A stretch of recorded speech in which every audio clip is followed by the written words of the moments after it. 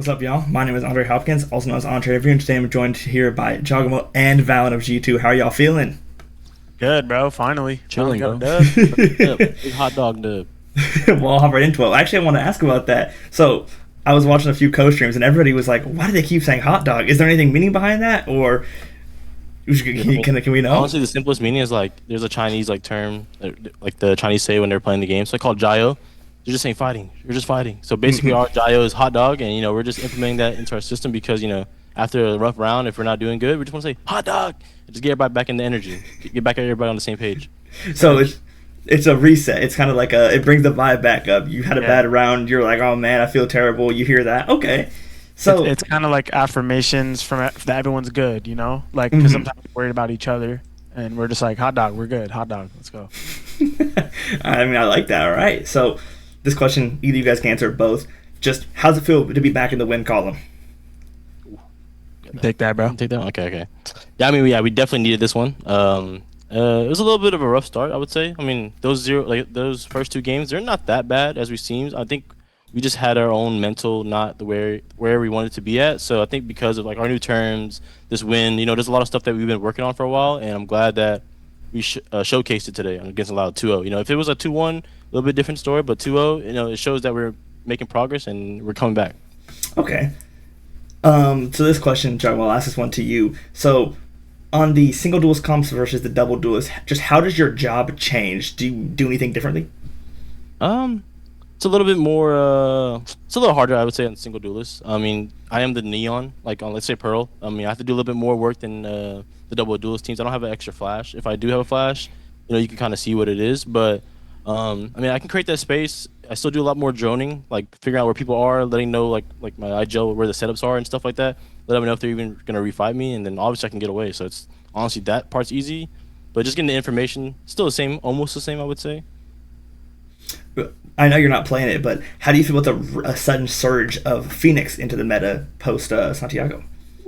I mean, yeah, I was thinking about that the other day. I was insane. I love Phoenix, honestly. Like he was just like you have your own plays lined up, so I always just had something coming through. But the Phoenix here, I mean, I've only seen one good Phoenix. I would say it's just Sato right now. He kind of getting his like plays down.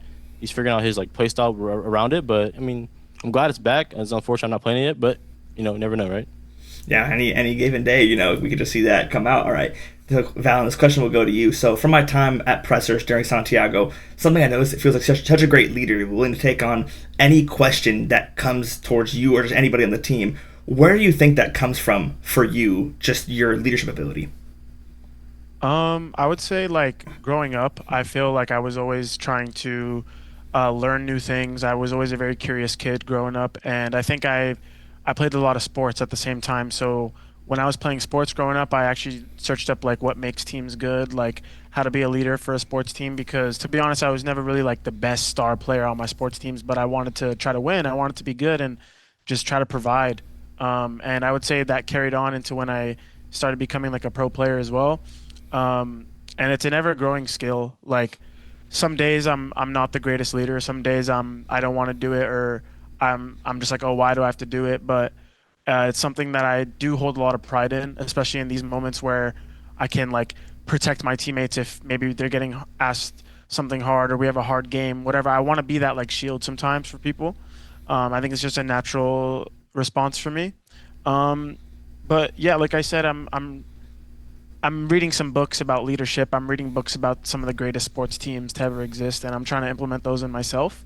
It is difficult, but also have great teammates that trust me and listen to me. Like you can't be a leader if the guys don't believe in you, right? Like who's gonna listen to the general that no one respects? And so I have a lot of respect for my teammates that they deal with me, and by deal I mean like on my bad days they got my back, and on my good days they're gonna ride to the very end and trust every call and trust everything. So. Yeah, no one's perfect, but I'm just trying to be there for them, and they're always there for me. So it's like works both ways. When I talked to Babybay, he talked about how you had these really great quotes you'll say before or after games, and we talked about how like they should start selling motivational posters just with different Oh, quotes. He said he would try yeah. to get that sorted. Yeah, maybe quotes, maybe just like how I feel in the moment. I think I'm naturally more an emotional person. I really like if I walk out, for example, into a big game, like I really feel the energy. Like I get chills. Sometimes I get teary-eyed.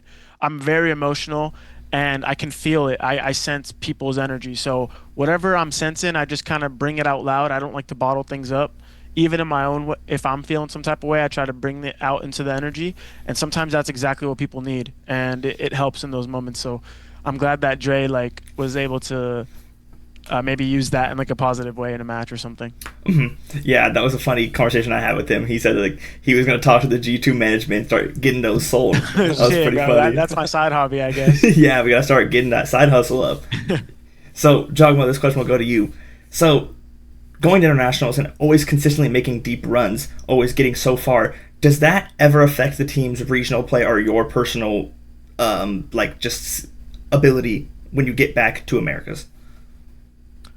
For myself, I mean, personally, I like the obviously we all like the international like setup and how like it runs throughout the days.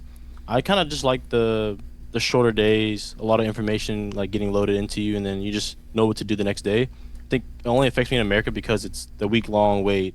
I have to figure out. I don't know. They could watch me like the other team could watch me play ranked all day and just figure out like what I'm doing. You know, it kind of gives me like a little bit more of a not full confidence because of like I feel like they're watching my back. They had a week to prep. They know what I'm gonna do.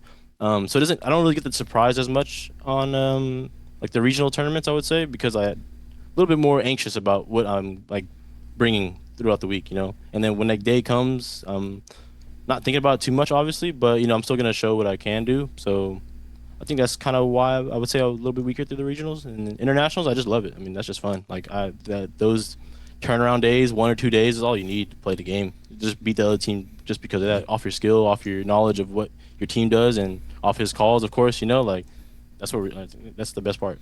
Do you think that those so like you like the shorter days, the quicker?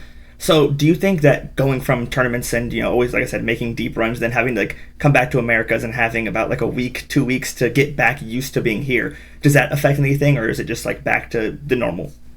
I would say back to the norm for the majority of part of it. I think it's just everybody getting back in their program, like figuring out what they got to do individually. And I think once we come as a team, we always have like a philosophy of just figuring out what the other team does and making sure we're correct first and making sure like we're not overdoing things or we're not making sure we're not like just saying stuff to say stuff. You know, we're just trying to like be the best we can. So I don't think it affects that much. But it is just longer time to be with each other. I think that's the best part because we're learning each other, we're doing more stuff, we're adding more stuff. So I think because of that, it makes the team stronger, and then international, then we can showcase that within the time. Okay. Also, Valyn, to you, I want to ask your opinion on that. Do you have any preference on the shorter days or the longer weeks?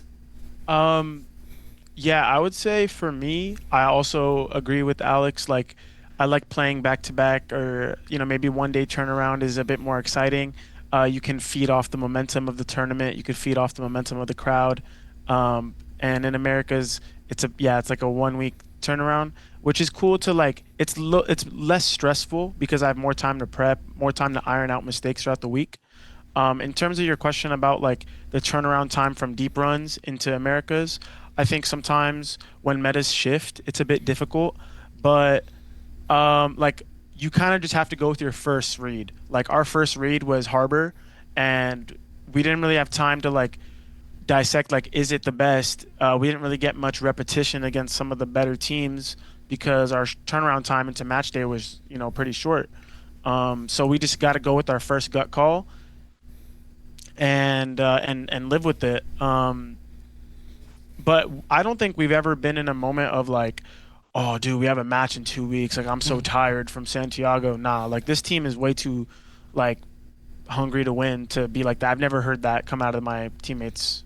So we just we process like our deep run and just right back to it. Okay, because I've heard some teams in the past talk about burnout being an issue, but you guys just don't have that kind of thing. Just always just keep at it. I mean, we definitely like will sometimes talk about it, right? But we take proper break and we deal with the time that we get. So if we have a match in 2 weeks and we just arrived in LA, we're not gonna prac the next day. Oh my God, guys, we only have 12 days. Yeah. Start shaking. We're just gonna trust in ourselves. Yo, take the 5 days off, adjust your bodies back to the local time, do whatever, take some time. And we got 1 week, we deal with 1 week.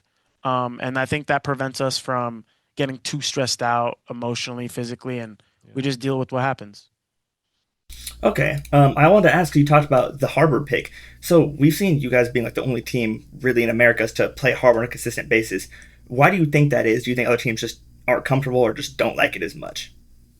Um, it's definitely for every team like what they want to play. You see a lot of teams playing double duelist with no Viper on maps that Viper's been dominant. So like for us, I think we showcased Harbor on like Breeze, of course, Pearl today, Lotus, and Split. And one thing all those maps have in common, except maybe Pearl, is that it's double controller maps, like traditionally, right? But now you'll see maybe like a team like MIBR who wants to just all in on their play style. They're just doing double duelist, no Viper. Like no Viper on Lotus, that's like criminal to some teams. And I feel like for us, it's not so much about no Viper, but it's no second controller. And so we just wanted a more dynamic stab at the meta. Harbor, you can put the wall anywhere, refreshable cove, um, and you can just keep playing layers because something about Viper is that once you place your orb or place your wall, it's down the whole round. You can't adjust it. And like if a team just gets past it in double duelist, what do you do with it? You got nothing really to do with it. So we tried to do something more dynamic. That's how Coach Josh approached our meta read. And I think it's good. I know we're getting a lot of shit for it, but it has its pros and cons. And honestly, in practice, it works out pretty well. So it's something we're still trying to refine, but we'll get there. Okay. Just also, how do you feel coming out of this game today against Loud? I mean, with the performance today, like I said, you guys getting back in the win column. Just either of you, how you guys feeling? I think it's definitely a good like jump back to the start because it was really sad for us to go down 0-2. It puts us in a rough spot. But it's a new challenge now, and we got the first step done. It's a challenge that we got to win out to make playoffs. We're not interested in, oh, but if we lose here, we could still make it. Now, like in our heads, every game's do or die, and it's something we can embrace. And if we pull it out, we're gonna be max momentum for playoffs. It feels great. We went 0-4 on pistols. So the fact that we pulled out a 2-0 with no pistols, obviously it sucks to not win a pistol, but it shows that our gun rounds, our process, our hot dogging, bro. Like we're on a round to round basis, like we're consistent. So it's a good showing from us, and it gives me a lot of confidence. All right, yeah, and I mean, it also shows there's a lot of room for improvement. I mean, if you can just turn even two of those, it's a whole different series. Yeah. Okay, and then last few questions here. So, how do you guys feel going into next week's game against Envy? Envy, huh? Ooh. I mean, yeah, playing against with Max, pretty fun. I mean, I like to play against like my old teammates. That's like one of my favorite parts about playing this game. I definitely think it's gonna be a fun matchup between Dre and Max. I think they have a little bit like just some fun game beef, to play Mm-hmm. with. So I think that will energize Babybay next week. I mean, you saw him popping off in the chamber the other day, and I think like could be a chamber diff next week. Probably, we'll never see. We'll see you next week, right? But I think they're pretty confident in what they do. I mean, I've had Coach Stunner as my coach as well, long time ago when I first started going pro.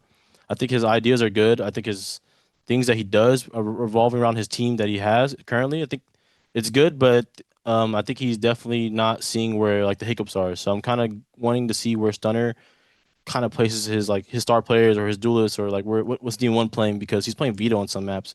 It's looking kind of weird. So I'm just gonna see why they're picking like some comfort stuff and some stuff that's not even that good yet. So maybe they'll change it. I mean, they're not looking that well off of today's loss. So yeah, we'll go through it. We'll look. Yeah. Yeah, I talked to Stunner earlier just about the veto picks, and I mean, yeah, just got a little insight on that. And then last question here: any words to the G2 fans from either of you guys? Shit, I know it's been a rocky start, but we're back. Like we're back. Hope you guys like enjoy a unique look, and hopefully those first two losses were just you know, a little hiccup in the road, and we're just gonna come out and make playoffs anyway. That's the goal. So we appreciate all your support to all the fans. Um, Next week we'll be playing back in the closet room. But week 5 we'll see the G2 fans out there in the crowd. I'm excited to see you guys or It's even Cloud9. watching from home. Yeah, versus Cloud9. It's gonna be like an Big NA match. banger. But yeah, we appreciate y'all. Hopefully we'll close this out for y'all and just road to Masters Toronto starts today. Today. London. Or that was London. Holy shit. Masters Toronto. I was thinking holy Toronto's fine. Toronto. That's London. Masters. Yo, Josh always said Masters Yeah. Toronto. He's trying to throw you off and make you look bad. Had to rat him out, bro. Why am I? But yeah, Masters tomorrow. The road starts today with the win today. And All right. go. Looking forward to it. So, Jawgemo, Valyn, thank you guys very much for your time. Good luck next week, and hope the best for you guys. Thank you. bro. Peace. Peace. See you.